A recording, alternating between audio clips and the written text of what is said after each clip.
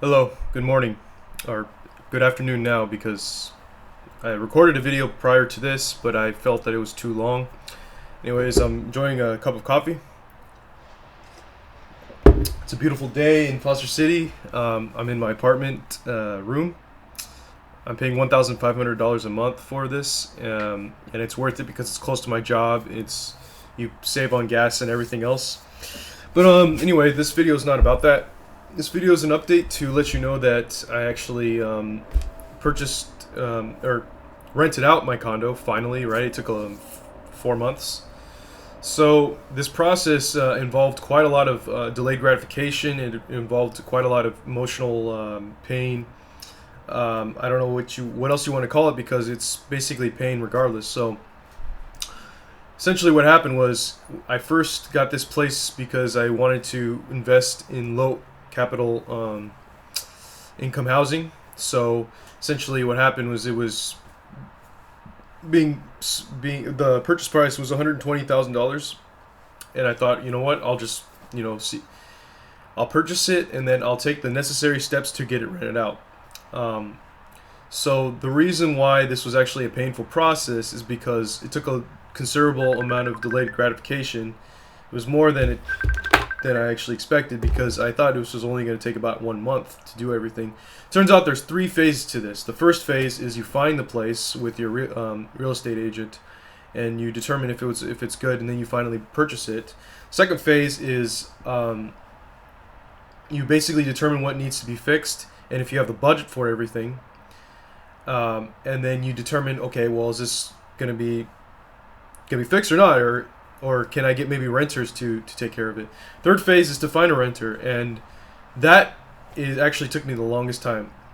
So let me explain to you why this was actually a big pain. Because since it was taking a long time, a lot longer than I expected, my finances suffered a little bit.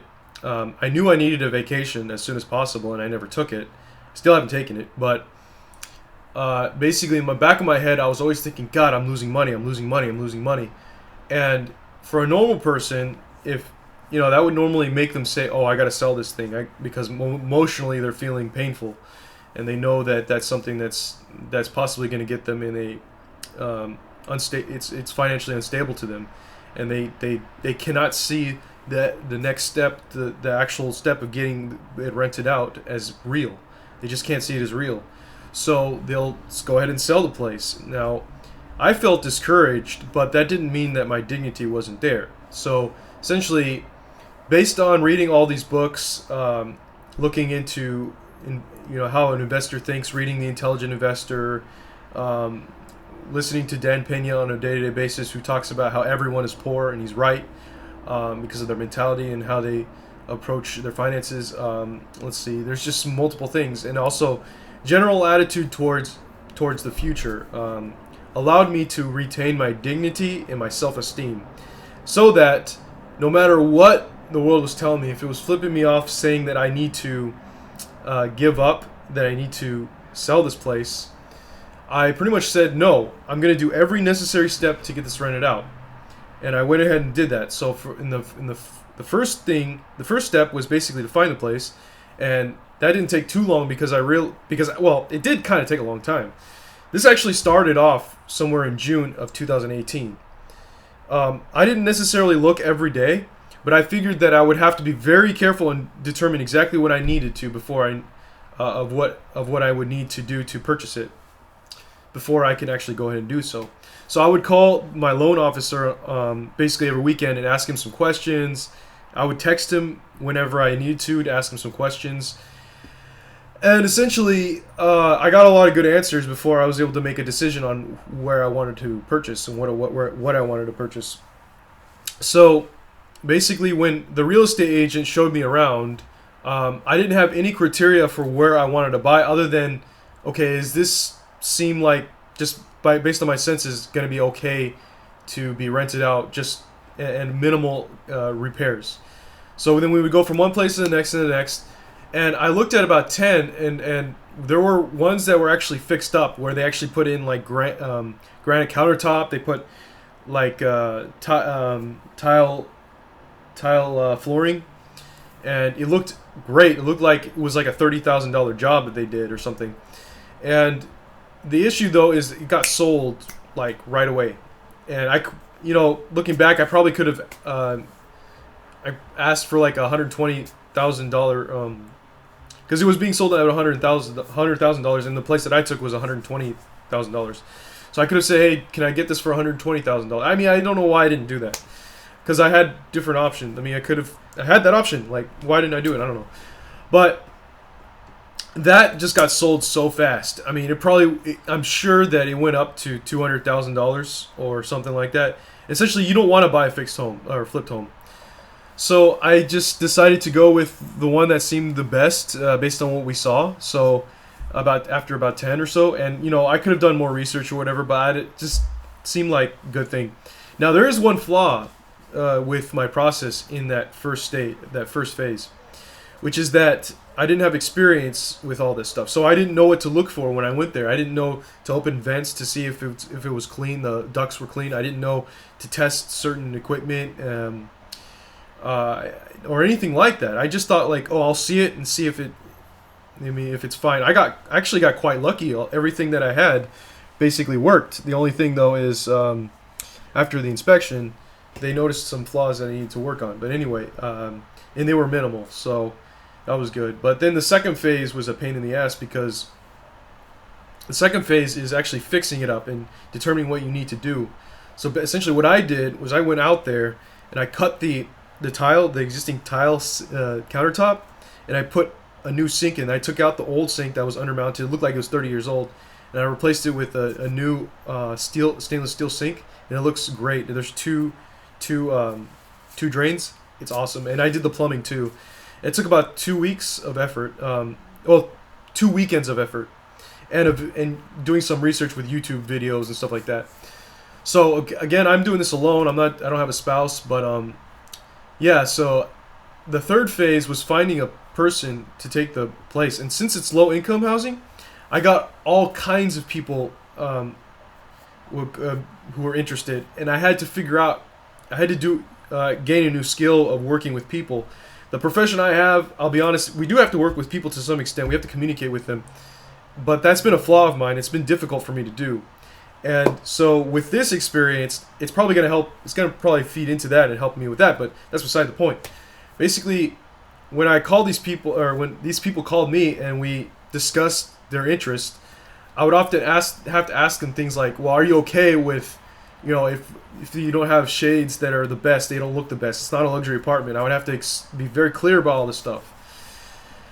And about what I expect and what the lease would say, and also a lot of stuff required that I looked into, things related to lawyers and the law and the lease agreements and things that you could put in the lease agreements, what you can do based on the law. And it was took a long time. So this one, it was the longest phase, took 2.5 months. But I found someone with good credit, so I probably screened out about 100 people before I found a good one. And and she paid her security deposit, everything's paid, and she's willing to work with me. She's not giving me crap. She's not giving me shit because she doesn't like this thing or that thing, unlike the other tenants that wanted to move in. It was just, it was a mess. A lot of people wanted Section 8 housing, but I didn't really accept them. I would say, okay, well, let me see what you're like. Come over. Let's talk. Why are you interested in this? And I would say, yeah, I'm open to it. But then a lot of times they would just get another rent at another place. They would not be interested in my place any further than that day. So it kind of worked out. It's like, well, I was accepted Section 8, so no one can say shit about discrimination, right? But at the same time, the time healed itself, because then they were able to take something else if they didn't like it, or if they just decided on something else because they liked that or whatever. So basically that's what happened, and finally rented it out. So they're internally. So at the end of the day, it's rented out. They're enjoying their place. Now they're asking questions like, what's how do I adjust the heat? All these little things that don't really matter. But they're it's just easy, simple answers. Um, but I'm really happy. So basically, the reason for this is because internally, what was going on is I felt poor because I took on a liability. So this poverty mentality I had was because because that liability was there. So this whole time I thought, like, what do I do? It's this liability. I feel poor, and I have to. So I had to oftentimes think like, no, you can't go out, you can't do anything, you can't date, you can't do anything anymore, because if you do those things, it's correlated with spending more money, and that spending money is going to. There's a risk with that. You might lose all of your savings if you do that, and that includes vacations. That's why I never took a vacation in this process, because I would need to spend at least $1,000 for me to go out there and get a rental car, get airplane ticket, and all that stuff. Like even food when you go there, when you do a vacation. So it was a lot of delayed gratification, because things that I would normally want to do, I just decided to restrain myself from. And in fact, if I had extra time, I would just go to the gym and just work out. I mean, I don't know if you noticed, but I guess I've been putting on some muscle mass, but I feel tighter too. But anyway, it's neither here nor there. So I've been going to the gym and and then also running, doing whatever I need to do for that. And if I have free time, like at the end of the day, I don't care. I won't even talk to my friends. I'll just go out and do that stuff, because if I go out with friends, I'm gonna have to spend more money, and that's just that kind of thing. So it's all this stuff put together where my self-esteem is still retained. You got to understand that. That's the main important ingredient to all this stuff, because then because even if you feel discouraged, you're just going to keep going until the very end, until you complete your mission. And so this is what was going on the entire time. But today, even today, I feel like I only got 6 hours of sleep. So I've been so used to working so hard that if I don't, now I'm like, my brain just tells me I got to wake up. So I feel tired, but I have to relax now because I'm done. Everything's finished. I'm like so happy now. So now I'm gonna take a vacation in November. So we'll see how that goes. Hopefully I'll document it more. So as far as my plan for the future, I have no idea what's gonna happen. Hopefully this whoever the renter I have is gonna just keep paying a rent. We don't have problems. We'll just see how that goes. Anyways, thanks for watching. Oh, one more thing. I'm still working on trying to develop, a more acumen, I guess you could say, for my field of work. Structural engineering is still very relevant to what I'm doing every day. And in fact, I apply it in a very practical way. Like if I saw something like for my bed framing, I just think like, oh well, what's going on here? Okay, I can transfer the fasteners that they have here from acting in tension to acting purely in shear by adding a ledger to the edge, and so then I know how to fix it, just based on structural engineering concepts. So things like, it's just very practical. Like I don't even have to become a journeyman or anything. I could just, based on my understanding of structural engineering, I can do practical things, and that goes like with plumbing too. I did that whole sink myself. I figured out what to do, what I needed to get, the angle grinder to take out the tile, and I could hopefully post some photos through here. And I got all mess all over the place, but I was able to figure it all out just based on my understanding of how things are put together. So, anyways, but other than that, as far as work goes, that's the other thing too, is because my finances were suffering. So what happened was, I actually had to ask my boss for a raise, and that was, I was really, I don't know if you want to say nervous, but like forceful in myself and putting a lot of pressure on myself to do extremely well in my explanation for that and to get the raise. And now I make $65,000 a year. So it was a $7,000 raise. So anyways, that's that. And of course, structural engineers don't make as much as you think, so it's the way it is. It's just the way it is. But yeah, everything's working out so far. But anyways, thanks for watching. If you want to ask me some questions about my procedure of this condo thing, because essentially I'm doing this so that I don't have to be a mortgage debt. My goal is that I want to be at a point where I purchase a home where there's no time, like where it's just paid in full basically. If not, I minimize how much time it takes for me to pay it off, like 5 years or something like that. Because I want to be in a position where I do what I really, really want to do. So, which is essentially freedom. So if I look at my situation, I'm going to be saying, yeah, I want to do structural engineering, not because I have an employer and I'm getting paid for it, but because there's an inner desire for me to do this, and I also want to do it in a self-employed way. I want to be able to be my own boss. I want to think like an owner. I want to be able to take this to the next level. I do have some ideas for that. If you want to discuss it, we can. Basically, what I'm trying to do is I want to merge the real estate field with structural engineering. By doing that, you create a balance of monetary distribution, which is important because we both work on the same kind of thing. And I do believe I do have a solution to this. And it's just going to require that structural engineers become more, I guess, ballsy, not give a shit about, social consequences. Just fucking do it. It's, become more firm in the social atmosphere, so to speak. Just have this attitude where you say, just fucking do it. And with that attitude, you can really do a lot. You could watch a lot of Dan Pena videos and you could see what he means. But a lot of the times, like, you might think, well, that just has to do with making deals. Not necessarily. What I'm saying is you can have a firm where the contracts are based on continuous projects where people are renting the places that you own. And you're the owner, so you essentially get to decide what goes on, like as far as the design, structural design goes, architecture goes.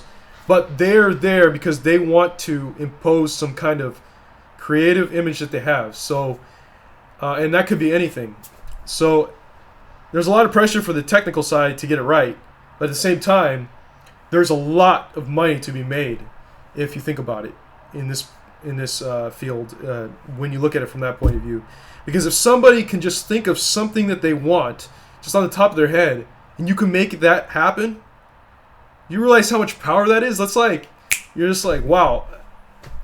Like, okay, I got the plans and everything. Well, let's just construct it now, And see, that's not really, that process is not efficient. That's my opinion. And the reason why it's not efficient is because architects have been becoming more bitches, in my opinion. They're, at one point, back in the 1800, like 1930s or something, architects were more about, let's try to expand your creative side, the owner's creative side, and see what we can do here, so as to make the structure look beautiful and all that stuff, right? But now it's more about how they feel comfortable, how they, just like basic things, basic human needs. It's not really about something that transcends the mind. As what's his name? Mario Salvadori put it. Basically, what you're doing should convey a semiotic message. And that, I feel, is not being done in the United States. Maybe more in other countries, but I believe that we can be a lot more efficient with that in a capitalistic way. So, again, my idea is more of a business thing because I believe that we can really, get the real estate agent to be to work with us a lot more collaboratively. Anyways, thanks for watching.